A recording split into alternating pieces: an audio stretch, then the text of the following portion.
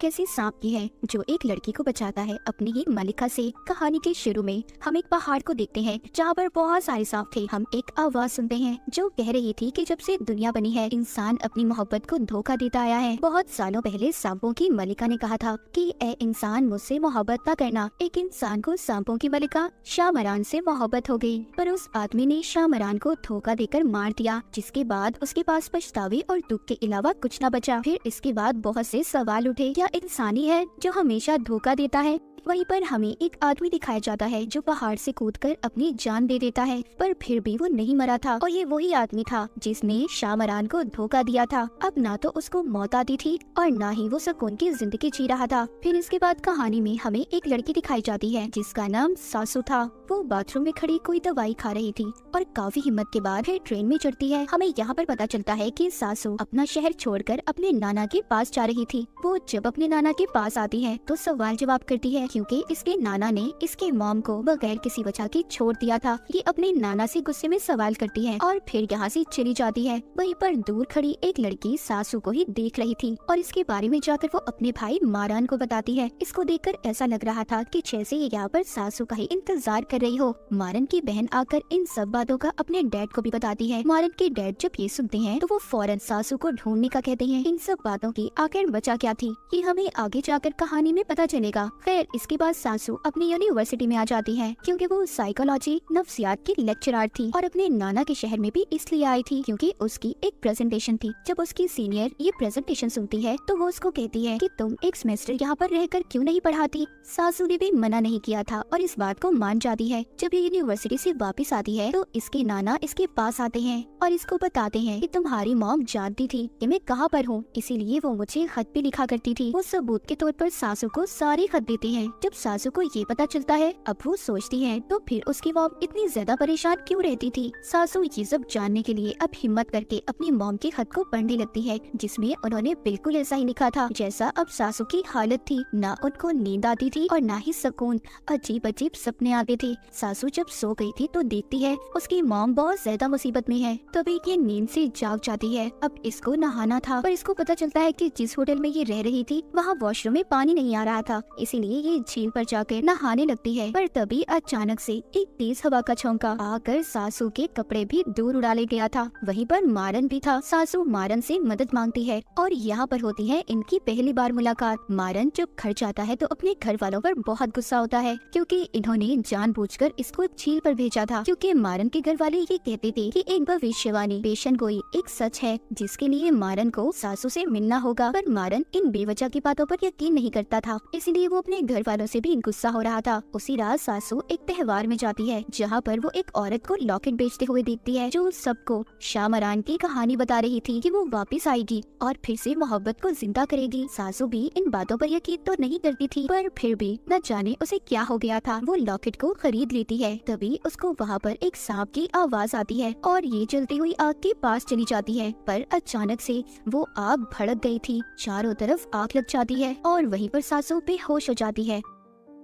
मारन वहाँ पर आकर उसे बचा लेता है और उसको उसके नाना के घर पर छोड़ देता है। सुबह जब सासू उठती है तो अपने नाना से पूछती है कि मैं यहाँ पर कैसे आई। वो बताते हैं कि मैंने तो तुम्हें सोते हुए देखा था तो मुझे लगा तुम खुद आई होगी। तभी सासू सामने घर में जाती है जो मारन का था। ये उससे पूछती है कि कल रात क्या हुआ था, पर वो तो साफ मुकर गया था कि ऐसा कुछ नहीं हुआ, न कोई आग लगी न मैंने तुम्हें बचाया। सासू अब काफी परेशान हो चुकी थी, उसे सब जानना था कि उसके साथ हो क्या रहा था। इसके बाद हमें मारन की फैमिली दिखाई जाती है जो बैठे बात कर रहे थे कि आग ही उस प्रेडिक्शन उस भविष्यवाणी की पहली निशानी है। सासू ही वो लड़की है जो हमारे काम आ सकती है। पर मारन यहाँ पर अभी भी अपने डैड की बातों के सख्त खिलाफ था। वो कहता है कि आपकी फजूल भविष्यवाणियों की वजह से किसी की भी जिंदगी को ऐसे खतरे में नहीं डालूंगा, क्योंकि वो जानता था कि अगर सासू उससे प्यार करने लगी तो उसको बहुत बड़ी कीमत चुकानी होगी। उधर सासू अपनी सारी दवाइयाँ फेंक देती है क्योंकि उसे ऐसा लग रहा था कि ये दवाएं उसके दिमाग पर गलत असर कर रही हैं। उसे वो सब भी दिखाई दे रहा है जो असल नहीं है। दूसरी तरफ हमें पता चलता है कि मारन कोई आम लड़का नहीं था, बल्कि वो एक इच्छाधारी नाग था जो सांप और इंसान दोनों था और उसकी फैमिली में भी सारे सांप थे। इसके बाद एक जगह पर कुछ लोग दिखाए जाते हैं जो शाहमरान के किले पर ट्रिप पर गए थे, पर न जाने उन्हें क्या हो गया था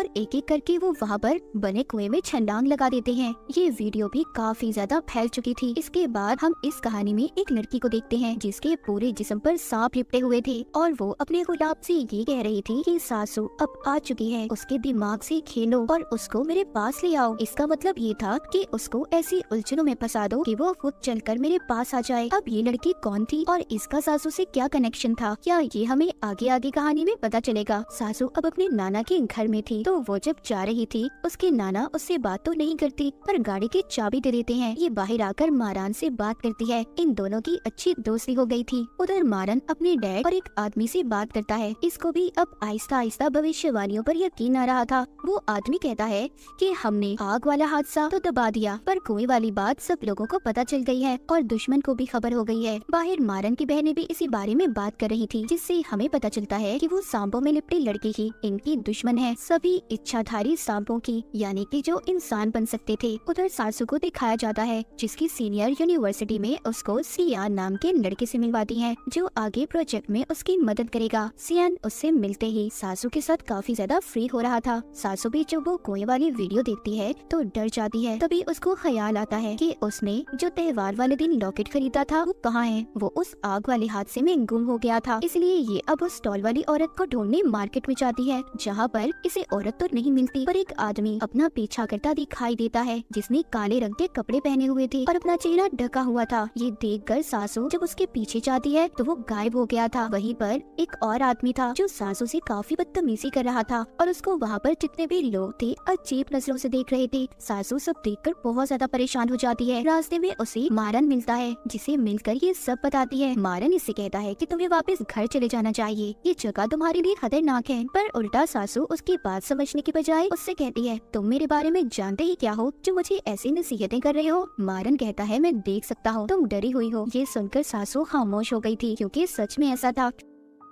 रात को घर पर मारन की बहन उससे बात करती है, कहती है कि तुम यकीन क्यों नहीं कर लेते सब बातों पर। तुम और सासू एक दूसरे की जरूरत हो, तुम ही हो जो उसके लिए बने हो। पर मारन कहता है नहीं, मैं ऐसा नहीं कर सकता और इसी भविष्यवाणी की वजह से बहुत सी औरतों की जान गई है, पहले सासू की मॉम की और फिर हमारी मॉम। अब मजीद ये सब बर्दाश्त नहीं करूँगा। लेकिन इन सब बातों के बावजूद मारन सासू से दूर नहीं जा रहा था। सासू के नाना वही दवाइयाँ खा रहे थे जो सासू खाया करती थी। इसका मतलब ये था कि ये कोई इनकी खानदानी बीमारी थी। रात को सासू जब सो रही थी तो वही मशकूक आदमी इसके कमरे में आता है। सासू का लॉकेट भी उसके पास ही था। वहीं पर एक बहुत बड़ा सांप आता है, सोते हुए सासू पर लिपट गया था। सासू इन सब से डरकर जब उठती है तो इसके बारे में वो नहीं जानती थी ये कोई सपना था या हकीकत, इसीलिए सासू इन सब से तंग आकर झील में तैरने चली गई थी। अगली सुबह जब ये यूनिवर्सिटी जाती है तो सियान इसको खाना खाने के लिए साथ ले जाने का बोलता है। जब ये खाना खा रही थी तो सासू जब वॉशरूम जाती है इसको वहाँ से सांपों की आवाज आ रही थी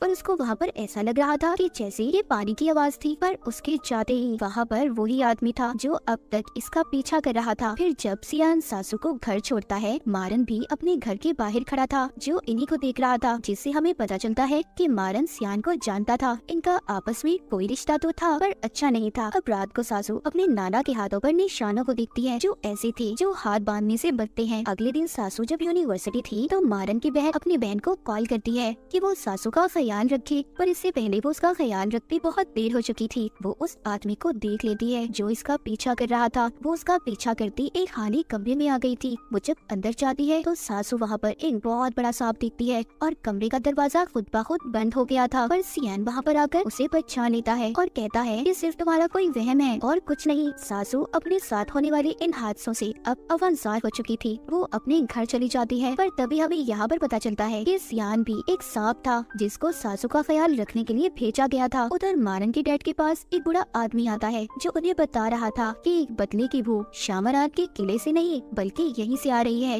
ये सांप अब भविष्यवाणियों पर यकीन नहीं करते और अगर उनकी असलियत इंसानों के सामने आ गई कि हमारे जैसे सांप उनके दरमियान में रहते हैं तो किसी के लिए भी अच्छा नहीं होगा। वो बूढ़ा आदमी कहता है अगर दोबारा से इंसान और सांपों के दरमियान मोहब्बत ना हुई तो शामरान वापस नहीं आ पाएगी और हम सबके साथ बहुत बुरा होगा। उधर सासू अपने अपनी मॉम का अगला खत पढ़ती है जिसमें लिखा था कि उन्हें नींद में चढ़ने की बीमारी है और यही वजह थी कि वो खुद को बांध कर सोती थी। तभी सासू को उसके नाना के निशान याद आते हैं। इसे पता चलता है कि ये बीमारी उसकी मॉम और उसे विरासत में मिली है। जब वो चेक करती है तो उसे अपने नाना की अलमारी से दवाइयाँ भी मिलती हैं। रात को जब उसके नाना घर आते हैं तो सासू बहुत ज्यादा नशे में थी। वो अपने नाना से कहती है कि आपकी वजह से मेरी और मेरी मॉम की जिंदगी खराब हुई, पर उसके नाना उसको चुप करवाते हैं। तभी मारन जब ये देखता है कि सासू कितने नशे में है तो वो उसके पास आ जाता है, पर सासू उसके साथ अजीब हरकतें कर रही थी। जब सुबह होती है तो मारन कुर्सी पर बैठा सो रहा था। सासू उसके पास जाती है। वो उसको बताता है कि कल रात तुम नशे में थी और मैं चाहता तो तुम्हारा फायदा उठा सकता था, पर मैंने ऐसा नहीं किया। जब सासू अपने नाना के साथ भेंट कर रही थी तो दोनों एक दूसरे को अपनी बीमारी के बारे में बताते हैं। वो दोनों अब अपना रिश्ता ठीक करने की कोशिश कर रहे थे। सासू अब मारन के पास जाती है। ये दोनों एक दूसरे को पसंद करने लगे थे, पर जब मारन सासू के साथ था तो महसूस करता है जैसे उसके पास कोई सांप हो, और मारन ने उस सांप को पकड़ भी लिया था। ये जब अपने डैड के पास आता है तो उसके डैड कहते हैं कि आखिर ये सांपों की लड़ाई कब तक चलती रहेगी। उधर हमें दिखाया जाता है कि सियान सासू से मिलने आता है। जब ये वापस घर जा रहा था तो हमें यहाँ पर पता चलता है कि ये उसी आदमी का बेटा था जो मारन के डैड के साथ काम करता था। पर अब सियान भी मारन के खिलाफ था। उसके डैड समझाते हैं कि देखो, जिस बात का कोई फायदा ना हो हमें उस बात को छोड़ देना चाहिए और तुम सासू से दूर रहो। अगली सुबह जब सासू की आँख खुलती है तो वो जंगल में थी, जिसके बारे में उसे खुद भी समझ नहीं आ रहा था कि ऐसा क्यों है उसके साथ। तभी एक सांप आकर उसे काट लेता है। वहीं पर वो मशकूक आदमी भी था जो अब तक इसका पीछा कर रहा था। इससे पहले वो सासू को कुछ करता, मारन आकर उसे बचा लेता है और उसके जिस्म से जहर भी निकालता है। ये उसे अपने घर ले गया था, जहाँ पर बाकी का इलाज इसकी बहनें करती हैं। जब सुबह को सासू को होश आता है तो मारन उसको बताता है कि तुम मुझे बेहोशी में मिली थी, तुम्हें सांप ने काट लिया था। सासू उसकी बातों पर यकीन करके अपने घर तो चली जाती है, पर अब सासू को सब कुछ याद था कि उसके साथ हुआ क्या है, इसीलिए वो सब बातों के बारे में पता करना चाहती थी। उधर जिस सांप को मारन ने पकड़ा हुआ था, मारन उसके पास जाता है और पूछता है कि तुमने ऐसा क्यों किया। वो कहता है कि इंसान हमारे दुश्मन हैं और जानवरों को अपना गुलाम बनाना चाहते हैं, पर सांप अब ये बर्दाश्त नहीं करेंगे, इसीलिए मैं और मेरी मलिका मिलकर इंसानों के खिलाफ जंग लड़ेंगे। ये अपनी उसी मलिका की बात कर रहा था जो लड़की हमने सांपों में लिपटी हुई देखी थी, और वो जो मशकूक आदमी था जो सासू का पीछा कर रहा था वो भी उसी का भेजा हुआ गुलाम था। मारन कहता है ठीक है, मैं मानता हूँ, पर तुम भी जंग लड़ोगे, हमें और इंसानों में क्या फर्क रह जाएगा। वो सांप कहता है कि हमारी मलिका जाग गई है, और अगले ही सीन में हम उस सांपों में लिपटी लड़की को जागते हुए देखते हैं, जिसकी जागने से बड़ी तबाही होने वाली थी। अब सासू भी मारन के घर पर आई थी, जहाँ पर वो सच जानना चाहती थी कि ये लोग कौन है और उसका इनसे क्या रिश्ता है। पर मारन की सारी फैमिली उसे अपनी बातों में ही उलझा देती है। पर मारन की बहन को पता चल गया था कि सासू सब जान चुकी है। उधर मारन की जिल्द भी उतरने लगी थी, क्योंकि इन सांपों की स्किन जिल्द नहीं आती थी, और इसी दौरान ये बहुत ज्यादा कमजोर भी हो जाते हैं। यूनिवर्सिटी में सासू को शामरान के बारे में जानना था, इसीलिए ये अपने स्टूडेंट्स को उस पर रिसर्च करने का कहती है। जब सियान ये देखता है तो काफी परेशान हो जाता है। इधर ही मारन भी आ गया था। सियान मारन को देखकर कहता है कि तुम्हें मुझसे दोस्ती कर लेनी चाहिए, क्योंकि तुम और मैं एक दूसरे की असलियत तो जानते ही हैं, और क्या पता आने वाले वक्त में तुम्हें मेरी जरूरत पड़े। और ये मारन को अपना कार्ड देकर चला जाता है।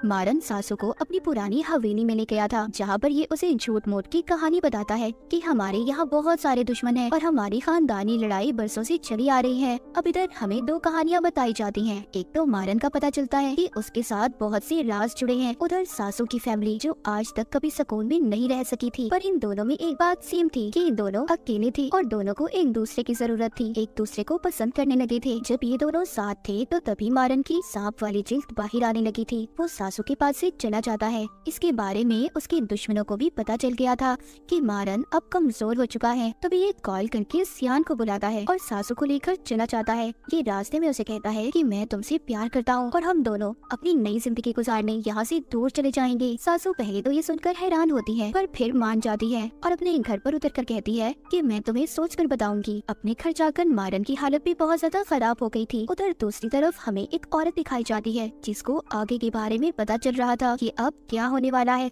यहाँ टाउन में जितने भी जानवर, गाय थी, सब मर रही थी और वो सांपों में लिपटी लड़की भी जिंदा हो रही थी, जो एक बड़ी तबाही की निशानी थी। जब मारन घर पर था तो उसकी बहन सासू को मैसेज करती है कि वो घर से कुछ दिन के लिए जा रहा है, क्योंकि कुछ दिन तक अब मारन सासू से नहीं मिल सकता था, और सियान को सासू पर नजर रखने का कहता है। पर सियान उसे सांपों की जगह पर ले गया था, क्योंकि ये मारन को धोखा दे रहा था, जहाँ पर सब इच्छाधारी सांप थे और सब सासू को बहुत अजीब नजरों से देख रहे थे। पर ये उसको बचाकर दोबारा से उसके घर ले आता है और माफी मांगता है कि ये उसे ऐसी जगह पर लेकर गया। सासू चारों तरफ से अब डर चुकी थी। वो मारन के घर के पास जाकर उसके नंबर पर फोन करती है। ये उसकी फोन की जब बेल सुनती है तो अब इसको ऐसा लग रहा था कि मारन इससे कोई गेम खेल रहा है। जब रात को सासू अपने नाना और बाकी लोगों के साथ खाना खा रही थी तो उसकी नाना बात करती है कि टाउन में सारे जानवर मर रहे हैं और तब भी ऐसा हुआ था जब मैंने अपनी बेटी को छोड़ दिया था। सासू जब ये सुनती है तो अब वो मारन के साथ जाने के लिए तैयार थी। इसने उसे हाँ बोल दिया था, पर काफी दिन गुजर जाते हैं, ना तो मारन का कोई मैसेज आता है और ना ही फोन, क्योंकि वो अपनी नई जिल्द के आने की वजह से बेसमेंट में बंद था। रात को सासू जब झील में तैर रही थी तो उसे सियान मिलता है, जो उसको अपने साथ कहीं पर ले जाने का कहता है। तभी यहाँ पर आता है मारन। सासू को कुछ समझ नहीं आ रही थी, क्योंकि सियान और मारन दोनों गायब हो गए थे। वो सांप बनकर लड़ रहे थे। मारन ने सियान को जख्मी कर दिया था, जिसके बाद वो सासू के सामने आता है, कहता है प्लीज मेरे साथ यहाँ से दूर चलो। पर अब सासू डरने लगी थी और मारन से कहती है आखिर सच क्या है, क्या गेम खेलना चाहते हो तुम मेरे साथ। तभी सासू को कॉल आती है, उसके नाना कहीं पर चले गए थे। मारन सासू को घर छोड़ता है और यकीन दिलवाता है कि फिक्र नहीं करो, मैं तुम्हारे नाना को सही सलामत लेकर आऊंगा। और हम देखते हैं कि सासू के नाना वहीं पर पहाड़ पर खड़े थे, जो हमने कहानी के शुरू में एक आदमी को देखा था, वो भी वहाँ से कूदने वाले थे, पर मारन उनको बचा लेता है। मारन घर आकर अब अपने डैड को बताता है कि सियान सासू को दुश्मनों के पास ले जा रहा था। इस बात पर मारन के डैड उसे सजा देने का फैसला करते हैं, पर यहाँ पर जो उनके साथ आदमी काम करता था, यानी कि सियान के डैड, उनसे कहते हैं मेरे बेटे को एक मौका और दे, मैं उसे समझाऊंगा। पर जब ये अपने बेटे के पास जाता है तो उसको जख्मी देखकर अब ये भी फैसला करता है कि ये उस काले कपड़ों वाले आदमी का साथ देंगे और सासू को अपनी मलिका के पास लेकर जाएंगे। ये सभी मिलकर सासू की सीनियर को अपने काबू में करते हैं, जो अगले दिन सासू को शामरान की हवेली में ले जाती है, ये कहकर कि उनका कोई ट्रिप है। सासू उसी कुएं के पास जाती है जहाँ पर लोगों ने छलांग लगाई थी। उधर ये अपना गुम हुआ लॉकेट देखती है, जो वहाँ पर लटका हुआ था। जिसे लेने के लिए जब ये अंदर जाने वाली थी, तभी मारन की बहन आकर उसे बचा लेती है। उधर मारन सियान के पास जाता है और उसे धमकी देता है कि तुम सासू से दूर रहो। वहीं दूसरी तरफ मारन की बहन को सीनियर को देखकर पता चल गया था कि उस पर सांप का असर है। उस पर दुश्मनों ने अपना काबू कर लिया है। जब सासू घर आती है तो इसके नाना का इलाज वही औरत कर रही थी जिसको हमने पहले देखा था, जिसको भविष्यवाणी के बारे में पता चला था। वो अपने नाना को हॉस्पिटल ले जाने का कहती है। सासू अपने नाना को बताती है कि आप मेरे लिए बहुत अहम है। मारन के घर में भी रात को दावत थी, जहाँ पर मारन के डैड सबको बुलाते हैं। अब क्योंकि सासू और मारन इतने दिन दूर रहे थे, वो कुछ वक्त गुजारने झील पर चले जाते हैं। इधर दावत में सासू के नाना की भी तबीयत खराब हो रही थी, इसी वजह से वो भी अपने घर चले गए थे। मारन की बहनें उस सीनियर को बांध देती हैं ताकि वो इसके अंदर से छुपे सांप को बाहर निकाल सके। उधर झील पर मारन सासू की कमर पर सांप के बनते हुए निशान देखता है और काफी खुश होता है। इसका मतलब ये था कि सासू भी अब सांप बन चुकी थी, या फिर मारन ने उसे अपने जैसा कर दिया था। अब खैर ये और मारन वापस से दावत में आते हैं। मारन उस सीनियर के मुंह से सांप निकालता है, जिससे वो भी आजाद हो गई थी। वहीं पर मारन के नौकर की बीवी जो माँ बनने वाली थी, उसकी हालत भी खराब हो जाती है। शायद ही अब आखिरी भविष्यवाणी थी कि एक इंसान सांप को जन्म देगा, पैदा करेगा। मारन की फैमिली उसकी मदद करती है। उधर सासू के घर पर मारन उसके साथ था। उसके नाना ने जहर खा लिया था, इसीलिए मारन उन्हें बचाने की खातिर अपने असल रूप में आ गया था, यानी कि एक इच्छाधारी नाग के रूप में। अब यहाँ पर हमें असल कहानी पता चलती है कि सासू के नाना ही वो आदमी थे जिन्होंने शामरान से मोहब्बत की थी और उसको धोखा दिया था। यहाँ पर सासू को अब मारन बताता है कि तुम्हारे नाना ने शामरान मलिका को धोखा दिया था। उसके किले का पता इंसानों को बताया, जिसका पता शामरान की बहन को चल गया था। वो इंसानों के खिलाफ हो गई, तो शामरान ने उसे अपनी ताकतों से गहरे कुएं में कैद कर दिया और अपनी सारी ताकतें तुम्हारे नाना को दे दी, जिससे वो कभी भी मर नहीं सकते थे, चाहे कुछ भी हो जाए। और उनकी सजा उनकी आने वाली नस्लों को भी बर्दाश्त करनी है। वो जब मरने की कोशिश करते हैं तो दोबारा जिंदा बड़ा हो जाते हैं और फिर से याददाश्त गुम होने के बाद एक नई जिंदगी जीने लगते हैं। और भविष्यवाणी यही है कि एक इंसान को सांप से मोहब्बत होगी, जो इंसान तुम्हारे नाना के खानदान से होगा, यानी कि तुम इस बार इंसान को कुर्बानी देनी होगी, उसे सांपों के साथ जमीन के नीचे जाकर रहना होगा। सासू को इन सब बातों के बारे में कुछ समझ नहीं आ रहा था। वो भागकर जंगल में चली गई थी। उधर हमें मारन के डैड दिखाए जाते हैं, जो बताते हैं कि हमें सासू को कुर्बान करना होगा। ये बात इन्होंने मारन को भी नहीं बताई थी। इधर सासू पर जंगल में वही आदमी हमला कर देता है जो अब तक इसका पीछा कर रहा था, पर सासू अपनी ताकत से उससे बच जाती है। सासू भी क्या अब सांप बन चुकी थी। सासू के घर आकर एक सांप ने इसके नाना को भी मार दिया था। सासू और मारन दोनों ने अपनी असलियत को मान लिया था कि वो दोनों अब सांप हैं, पर ये बात इन्हें नहीं पता थी कि अभी तो ये शुरुआत थी, क्योंकि शामरान की बहन जाग चुकी थी। अब सासू और मारन के साथ आगे क्या होने वाला था कोई भी नहीं जानता था। और इसी के साथ ही कहानी यहीं पर खत्म हो जाती है।